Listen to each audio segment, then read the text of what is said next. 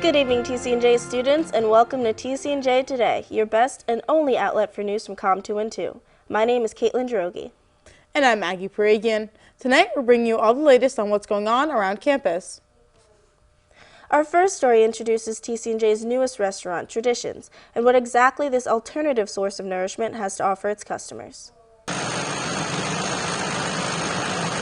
Sandra Narodka here, reporting from the College of New Jersey. Behind me is the venue that will be Traditions, the newest restaurant to open on campus. This on-campus restaurant will serve as the College of New Jersey's newest and tastiest tradition, a renovation and expansion of the space that TC&J's former restaurant, The Rat, occupied. It houses 110 seats, a stage area, and a bar that will serve beer, cider, and wine. I'm here with Grace Campbell, sophomore at the College of New Jersey, and I'm going to ask her a couple of questions about what she thinks about the opening of Traditions. So are you excited for the opening of Traditions? Yeah, I'm definitely super excited. I feel like our campus definitely felt the loss with the closing of The Rat, and this will definitely just give kids a place to hang out and get meal equipped with some new food and just be a great addition to our campus. Awesome. And do you know which menu item you're most excited for? Well, I love onion rings, and I heard they're going to have those. And then I also heard they're having a cookie cake, and I feel like cakes are great and cookies are great, and put them together, it'll be a great dessert. Agreed. Okay, Grace, thank you very much. Students can look forward to wraps, burgers, chicken and waffles, French toast, onion rings, salmon, and more. Traditions will have a takeout window, it will accept points, and work on meal equiv. Traditions is expected to open February 28th, and we hope to see you there. This is Sandra Narodka from the College of New Jersey, wishing you well. This next story covers the construction on campus and the general feeling from the student population concerning it. Whether it is the Student Center or the upcoming STEM complex, construction seems never-ending. Here's Kirk Gredinger with the story. If you've ever visited a college campus, you may have noticed the large amount of construction that never seems to stop. The College of New Jersey is no exception. Starting just after Welcome Week, students have to walk around this construction site on their daily trek to class.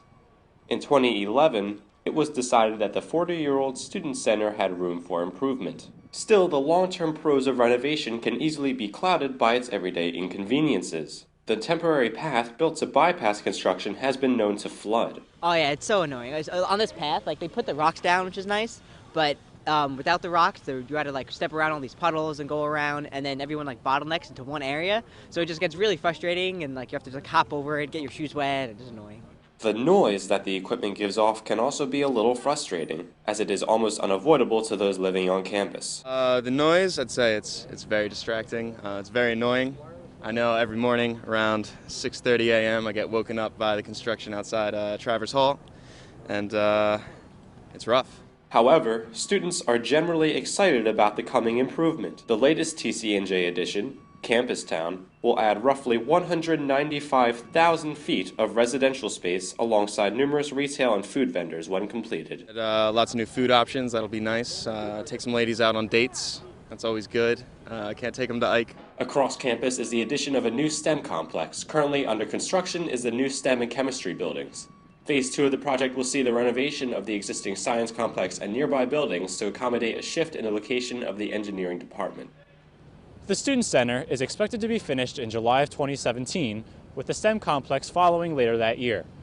Kirk Gredinger for the COM212 television class. This past February, the TC&J Art Gallery held an exhibit in the Art and Interactive Multimedia Gallery called Abstract Expressions, selected works from the New Jersey State Museum. Maggie Paragian filed this report from the scene, where she spoke with TC&J students and faculty about the diverse pieces of artwork on display. Hi, I'm Maggie Paragian, and I'm in the Art and Interactive Multimedia Building exploring the artwork from the Abstract Expressions exhibition. This exhibition has been curated by Margaret O'Reilly, who is curator of the Fine Art and acting director of the State Museum. Featured in this exhibit are 34 works of art made by American artists since 1950. I spoke with the director of the gallery, Professor Giannunzio, about having a gallery on campus. The main benefit of having an art gallery on campus is that the students are exposed to a number of ways that artists are working, both in a contemporary sense and also historically. One of the primary reasons that abstract art, maybe more specifically abstract painting, has a lot of confusion or misrepresentation in the way that it's thought about and experienced is that it lacks representational qualities. the aesthetics are not necessarily like skilled in the way that we think about when we think about the ability to carve a human figure out of marble. They are designed, I think, to put the viewer in a very specific state of mind, as opposed to directing them towards something representationally specific, like a hand or a house. I interviewed two art students, Alex Kadar and Alyssa Herrera, about abstract expressionism. Abstract art is something that a lot of people, I feel like, are confused about. It's kind of difficult to understand if you're looking at a piece trying to figure out what the exact meaning of it is. But if you look at a piece and you just kind of accept it for what it is and let it happen, then it's a lot less hard to grasp. I was excited about this stuff because it's really unusual and it's very colorful and it's very different and it's not like most of the stuff that we have in the exhibitions. One of my favorite pieces is Soul 6. I feel like I don't have to think of a particular thing. I can just enjoy the painting for what it is. This exhibition is open until February 28th. Once again, I'm Maggie Paragian, signing out. With the election in 2016 coming up and campaigns underway, Sam Franz took to the student population to find out about people's opinions and how they would be voting in this upcoming election. Who do you think you might be voting for next year? Bernie Sanders. Not Bernie Sanders. Bernie. I'll be voting for Hillary Clinton because I believe she has the power to compromise and make action actually happen. Many students reach the eligible voting age around the time that they enter their college environments. This, combined with the fact that the 2016 presidential campaign is in full swing, makes college one of the most interesting places to be politically right now. We stood outside the office where student government meets on campus and asked students about their own political beliefs. Here's what they had to say. Have you declared a political party? Yes, I consider myself to be a Republican. When asked about their preferred presidential candidate, one student had this to say.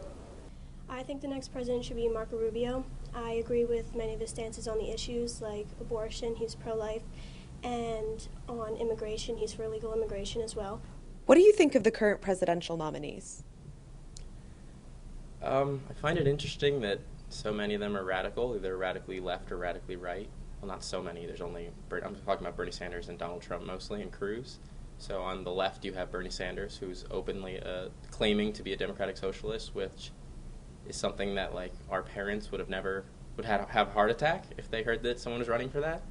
And then on the other side we have Trump and Cruz, who are openly attacking minorities as scapegoats. We asked students about what political issues were most important to them. One student said this. As a college student, probably student loans and student tuition. So taking on a lot of debt coming here, so that's a big topic. As you can see, students here at TCNJ have a wide variety of political beliefs.